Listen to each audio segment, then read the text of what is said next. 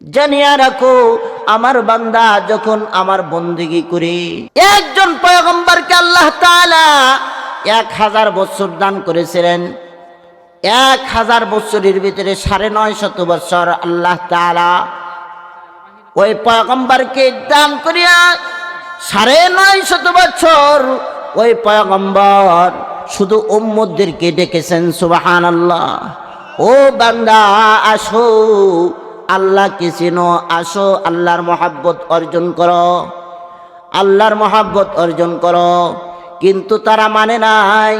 950 বছর হায়াতের মাঝে ওই পয়গম্বরের মাত্র 80 জন মানুষ তার হাতে ইসলাম গ্রহণ করেছেন। কতজন? 80 জন। এমন পয়গম্বর যার নাম ছিল আব্দুর রহমান, কিন্তু এত উম্মতের জন্য কাঁদছেন, কেঁদে কেঁদে তার নাম হয়েছে নূহ, হযরতে নূহ। এরা তো পয়গম্বরদের কাজ ছিল, পয়গম্বররা উম্মতদেরকে, মানুষদের দিকে ডাকবে। ও বাবা, ডাকছে তো ডাকছে। ওয়াকাল ইন্নী দাউতু কওমি লাইলা ওয়া নাহারা। হযরতে নূহ বলেন, আমি এত ডাকছি, রাত্রেও বান্দাদেরকে ডাকছি, দিনের বান্দাদের ডাকছি, খাওয়ার মুহূর্তেও ডাকছি, বসার মুহূর্তে ডাকছি, দাঁড়ানোর মুহূর্তে ডাকছি, সকালে ডাকছি, বিকালে ডাকছি। সকল দাওয়াতের কাজের মাধ্যমে মাত্র 80 জন মানুষ ইসলাম গ্রহণ করে। এই 80 জন মানুষ ইসলাম গ্রহণ করার পরে তারপরে মাত্র যারা আছে সকল মানুষ পয়গম্বর নূহকে নির্যাতন করতেন, এত নির্যাতন করতেন।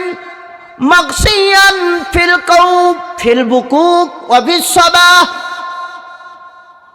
তে পয়গম্বর হালতে, পথে ঘাটে, বাজারে যেখানে পাইতো পয়গম্বর আল্লাহর দিকে ডাকতো, আর এই পয়গম্বরকে মারতে মারতে তারা বেহুশ করে ফেলতো। নাউজুবিল্লাহ বলেন, নাউজুবিল্লাহ। ও বাবা, জানিয়া রাখো, দুনিয়াতে একজন পয়গম্বরকে সবচেয়ে বেশি নির্যাতন করেছেন, তার নাম হযরতে নূহ। নাউজুবিল্লাহ বলেন, নাউজুবিল্লাহ। হযরতে নূহ সর্বশেষ গুসা এসে গেছে। গুসা আসার পরে আল্লাহর কাছে দোয়া করতেছে। জানিয়া রাখেন, নবীদের দোয়া করলে আল্লাহ দোয়া কবুল করেন, বদদোয়া করলে আল্লাহ কবুল করেন। একটা দোয়া আল্লাহ পাক মিজদান না, তার নাম হলো নবীর দোয়া। সুবহানাল্লাহ। আর দুনিয়াতে আরেকটা দোয়া কখনো মিজদান না, তার নাম হলো মা বাবার দোয়া। সুবহানাল্লাহ। 3টা দোয়া মিস দেয় না।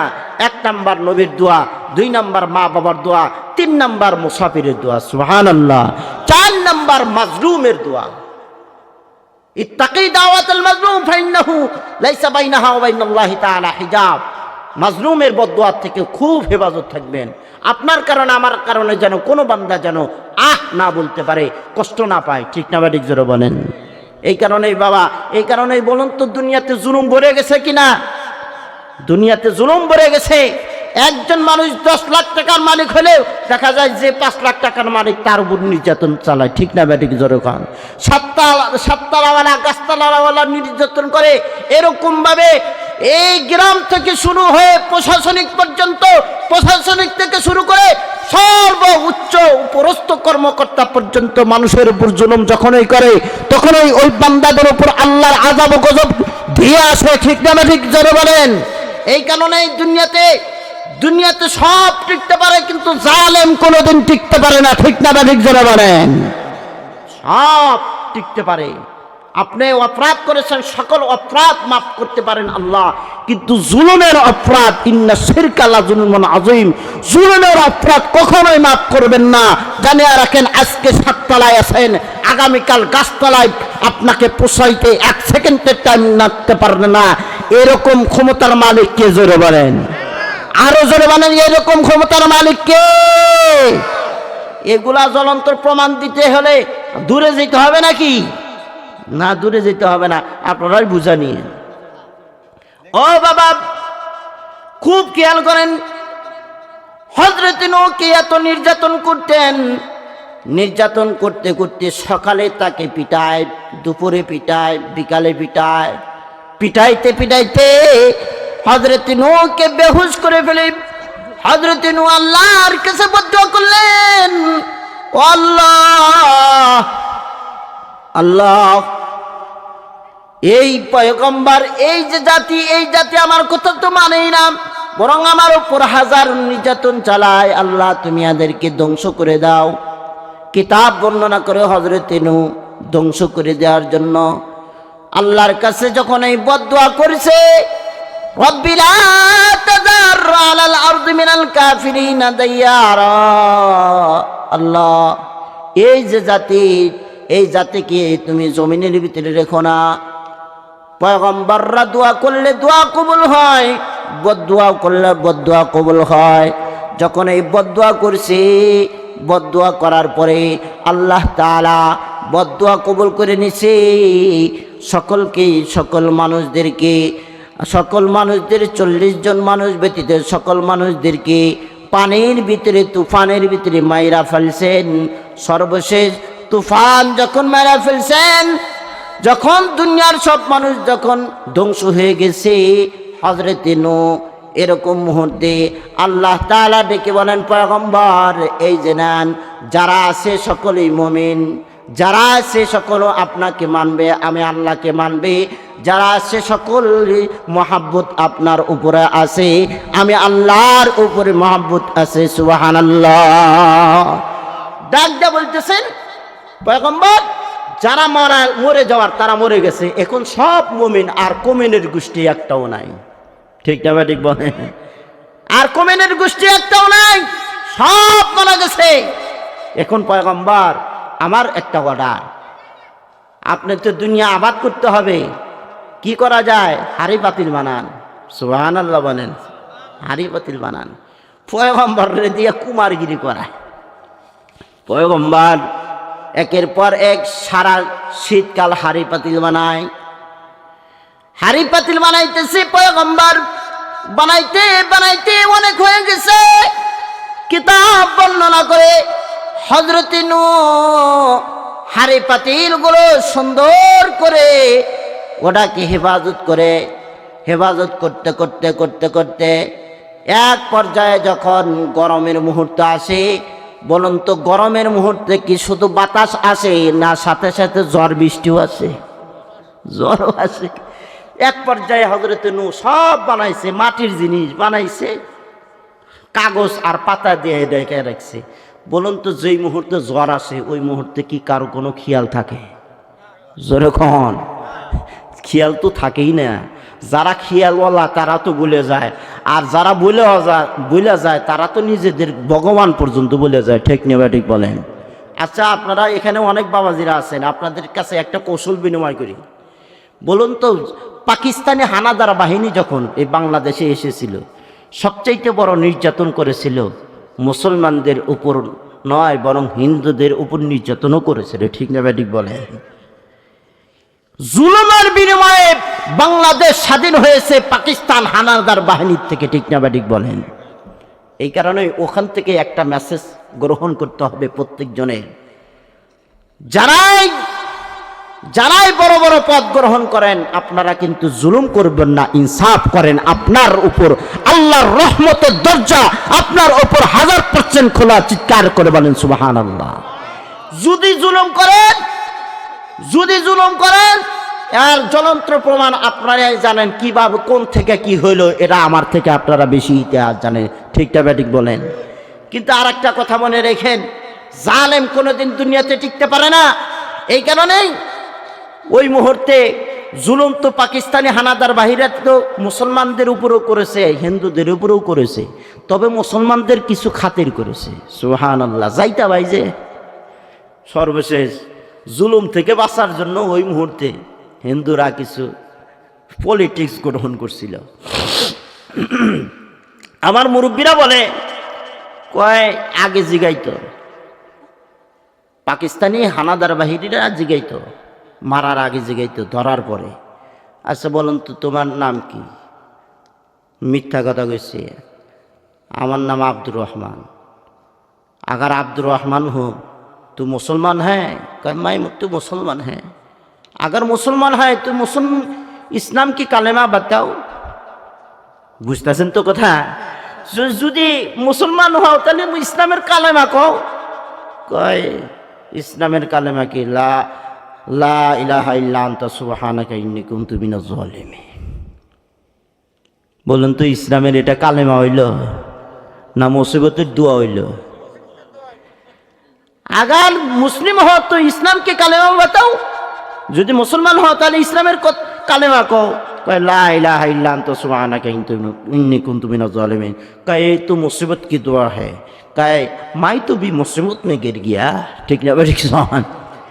তার কারণ তার মানে বুঝায়। আর একটা কথা, এই যে মনে করে মরিচা এখন তো ব্রিজ হইছে, অনেক মুহূর্তে মুরব্বীরা দেখেছেন যখন অনেক বাতাস আর ঝড় যখন শুরু হয়ে গেছে তখন কি নাও চালাইতে পারতেন? এই যে যমুনা নদীর অবস্থায় আমি বলি, আমি তো যমুনা চরের মানুষ। আমি এক জায়গায় যাইতেছি ছোট, আমার আব্বা আমার মার সাথে দাদার সাথে যাইতেছি, এপার থেকে ওপার যাইতেছি। আমাদের সাথে হিন্দু আছে মাশাআল্লাহ, অনেক বড় নৌকা, তো ঝড়ের কারণে এমার থেকে উম্মার থেকে লাফাই উমার লাফায়।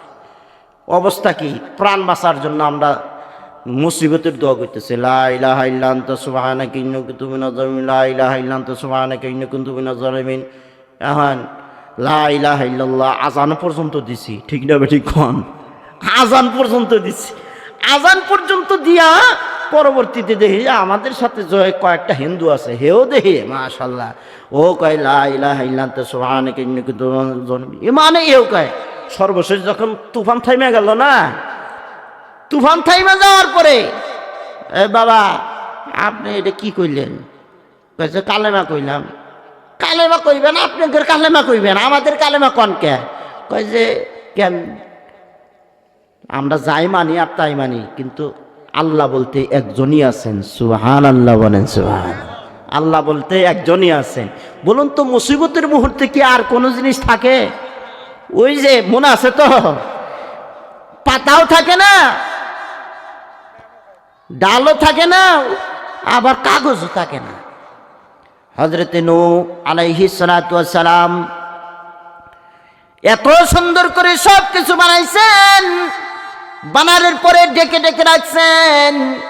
কঠিন বাতাসের কারণে, ঝড়ের কারণে উপর থেকে সব পাতা চলে যাইতেছে, সব কাগজ ছিন্ন বিচ্ছিন্ন হয়ে যাওয়ার পরে হাড়ি পাতিলগুলো সব শেষ হয়ে গেল, গলে ভেঙে গেল।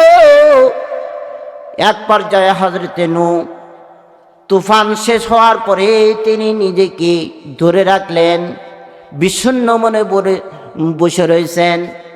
আল্লাহ ডেকে ডেকে বলেন, ওগো পয়গম্বর, আমার আদেশে বানাইছেন, আমার মাটির দ্বারা বানাইছেন, আমার মাটির দ্বারা, আমার জিনিস দ্বারা, আমার আদেশে জিনিস বানাইছেন। ওগো পয়গম্বর, তারপরেও কেন আপনার মনের এত ব্যথা? কয় আল্লাহ আদেশ করেছিলেন, বানাইছিলাম, মহাব্বত নিয়ে বানাইছিলাম, সুন্দর করে বানাইছিলাম। কয় সুন্দর করে বানাইছিলাম, আমার মাটির দিয়েই তো বানাইছো, তারপরেও কেন এত মনের ভেতরে ব্যথা? কয় আল্লাহ যেহেতু আমি বানাইছি বিদায় আমার ভিতরে এত ব্যথা। তার কারণ যে বানায়, ঘর বানায়, ওই ঘরের মহাব্বত তার ভিতরেই থাকে। ঠিক না বেঠিক? জোরে বলেন। যে ঘরে তার ভিতরে মহাব্বত থাকে, নিজের টাকা দিয়ে যদি বাইক কেনে তাহলে ওই হুন্ডাটা আসতেই চালায়। ঠিক না বেঠিক বলেন? যদি বাপের টাকা দিয়ে কেনে তাহলে ওই হুন্ডার আর খবর থাকে না। ঠিক না বেঠিক? এই কারণেই বাবা হযরত নূহ ডাকতে বলেন, ও মাওলা, মাটি আপনার, কিন্তু বানাইছিলাম আমি, সুন্দর করে বানাইছি। মাওলা গো, সুন্দর করে তো বানাইছি, কিন্তু কিনলে গাই বা বানাইতে বললেন, আবার শেষ করে দিলেন। মুহাব্বত লাগে। আল্লাহ তখন 99টা মহাব্বতের সাগরে ডুইকা হযরত নূহকে ডাকতে বলতেছেন, ওগো নূহ, এত সুন্দর করে মাটি দিয়ে তুমি তাকে হাড়ি পাতিল বানাইছো, এটা বৃষ্টিতে ধ্বংস হয়ে গেছে, ভাঙ্গে খামচুর হয়ে গেছে। তোমার ভিতরে যদি মহাব্বত লেগে থাকে রে নূহ, তোমার বদদোয়ার কারণে হাজারো মানুষকে আমি নিজের কুদরতি হাত দ্বারা বানাইছিলাম।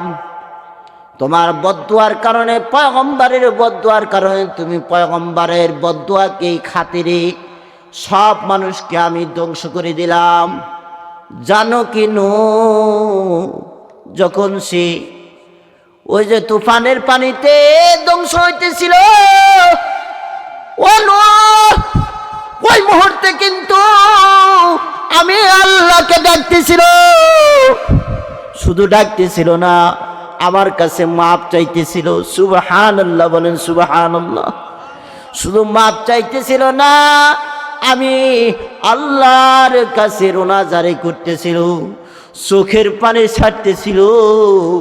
বলো তো পয়গম্বর, ওই মুহূর্তে আমার নিজ হাতে বানানো মানুষদেরকে যে ধ্বংস করে দিলাম, আমার না কতই মহাব্বত লাগতেছিল। সুবহানাল্লাহ। তার কারণ আমি আমার বান্দাকে মহাব্বত করি। সুবহানাল্লাহ। কত মহাব্বত করি যেন, আমি কারোর জন্য জাহান্নাম আগে বানাই নাই, প্রত্যেকের জন্য আমি জান্নাত বানাইছি। কিন্তু যখন ধ্বংস হয়ে গেল, মরতেছিল, তারা কিন্তু কাঁদতেছিল। সাধারণ তোমার হাড়ি পাতিল বানায়া যদি তোমার ভিতরে এত আবেগ হয়ে থাকে, এত যদি তোমার মায়া লাগতে থাকে, বলো তো যেই মুহূর্তে আমার বান্দারা আমার কাছে মাপ চাইতেছিল, কাঁদতেছিল, ওই মুহূর্তে আমার বান্দার কতই না মহাব্বত আমার অন্তরে লাগতেছিল। সুবহানাল্লাহ। কালেমা লা ইলাহা, জোরে লা ইলাহা, লা ইলাহা, লা ইলাহা, জোরে লা ইলাহা ইল্লাল্লাহু, ইল্লাল্লাহ, ইল্লাল্লাহু, লা ইলাহা ইল্লাল্লাহ, লা ইলাহা ইল্লাল্লাহ, লা ইলাহা ইল্লাল্লাহু মুহাম্মাদুর রাসূলুল্লাহ, মুহাম্মাদুর রাসূলুল্লাহ। ও বান্দা, নূরে আমার বান্দাকে যে খুব মহব্বত করি, জানিয়া রাখো আমার বান্দা যখন আমার বন্দেগী করে, আমার দরদ নিয়া, আমার রসুলের দরদ নিয়া, আমার মহাব্বত নিয়া, আমার রসুলের মহাব্বত নিয়া, আমার তরিকা নিয়া, আমার আদেশ নিয়া, আমার রসুলের আদেশ নিয়া, তরিকা নিয়া যখন কোনো বান্দা দুনিয়ার থেকে আসে, ওই বান্দার জন্য মরণ নামক সিঁড়ি দিয়া সরাসরি আমার জান্নাতে পৌঁছায় দেয়। সুবহানাল্লাহ। ও বাবা, বলুন তো দুনিয়াতে এমন কোন মানুষ আছে যারা মরণের চিঠির সামনে দাঁড়াইবে না? আছে নাকি? জোরে বলেন। আজরাইলের সামনে দাঁড়াইতে হবে না, এরকম কি কোনো মানুষ দুনিয়াতে আছে? আল্লাহ। ও বাবা, একটা সামনে দাওয়াত দিবেন কি না দিবেন এটা আমার জানা নাই। সামনে আপনি আমাকে ডাকবেন কি না ডাকবেন এটা আমার বোঝার কোনো দরকার নাই। তার কারণ রিজকের মালিক। জোরে বলেন কি?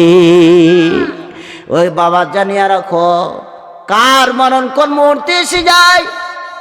ও বাবা, দুনিয়া কিন্তু থাকার জায়গা নয়, দুনিয়া থেকে সকলকেই চলে যেতে হবে। ও বাবা, একটু খেয়াল করে দেখেন, আপনি একটু তাকা দেখেন, অনেক বান্দা আছে যাদের কাঁধে ছেলের লাশ পর্যন্ত কবরে নামাইছে। ঠিক যাবে, ঠিক বলেন বাবা। এমনও এখন অনেক বান্দা আছে যাদের কাঁধে নাতির লাশটা কবরে নামাইছে। এমনও অনেক বান্দা আছে যাদের কাঁধে, যাদের হাত দিয়ে থিন কাপড়ের প্যাকেটিং করে নিজের জনমের মতো বাবাটাকে কবরে নামাইছে। ঠিক না ঠিক? ও বাবা, খেয়াল করে দেখো, শীতের মুহূর্তে শীত থেকে বাঁচার জন্য কতই না আরামের ব্যবস্থা করি, কিন্তু আমার আব্বা, আপনার আব্বা, আমার মা, আপনার মাকে যে বাবা খবরে রাখলাম, বলুন তো 3 আর 5 কাপড়ের প্যাকেটিং ছাড়া কি রাখতে পারছি? বাবা খুব খেয়াল করেন। একদিনও তো আপনি একটু চিন্তা করলেন না, আপনারে কি আজরাইলের সামনে দাঁড়াইতে হবে না? একটু কান্দেন। জানিয়া রাখেন, দুনিয়াটা যদি থাকার জায়গা হইতো, দুনিয়াতে সবচেয়ে দামি পয়গম্বর, এই পয়গম্বর দুনিয়ার থেকে যাইতেন না। ঠিক না বা ঠিক বলেন? ও বাবা, একটু চিন্তা করে দেখো, মনের ভিতরে একটু চিন্তা লাগাও, দিলের কান্দে একটু শোনো। মা, তোমাদের মতো কিন্তু একজন মা ছিল হযরতে খাদিজাতুল কুবরা, তোমাদের মতো কিন্তু একজন মা ছিল হযরতে ফাতিমাতুজ জোহরা। ও বাবা, আপনাদের মতো কিন্তু একজন বাবা ছিলেন আবু বকর সিদ্দিক। ঠিক না ঠিক বলেন? আপনাদের মতো বাবা কিন্তু ছিলেন হযরতে ওমর ইবনুল খাত্তাব। ও বাবা, যুবক ভাই, তোমাদের মতো কিন্তু যুবক ছিলেন হযরতে আলী, তোমাদের মতো যুবক কিন্তু ছিলেন হযরতে ওসমান। ঠিক না ঠিক বলেন? ও বাবা, খেয়াল করেন, দুনিয়াটা যদি থাকার জায়গা হইতো, আজরাইলের সামনে যদি না দাঁড়াইতে হইতো, জানিয়া রাখেন দুনিয়াতে সবচাইতে দামি পয়গম্বর আজরাইলের সামনে দাঁড়াইছে। কেমন ভাবে দাঁড়াইছে? কিতাব বর্ণনা করে আমার আপনার পয়গম্বরের সামনে যখন হযরতে আজরাইল সামনে দাঁড়া যায়, সকল মানুষদেরকে জান কবজ করার মুহূর্তে পারমিশনের দরকার হয় নাই, কিন্তু আমার আপনার পয়গম্বরের জান কবজের মুহূর্তে কিন্তু পারমিশনের দরকার হয়েছে। সুবহানাল্লাহ। সংক্ষেপে আমি বলি, হযরতে ফাতিমাতুজ জোহরা যাকে বলে পয়গম্বর।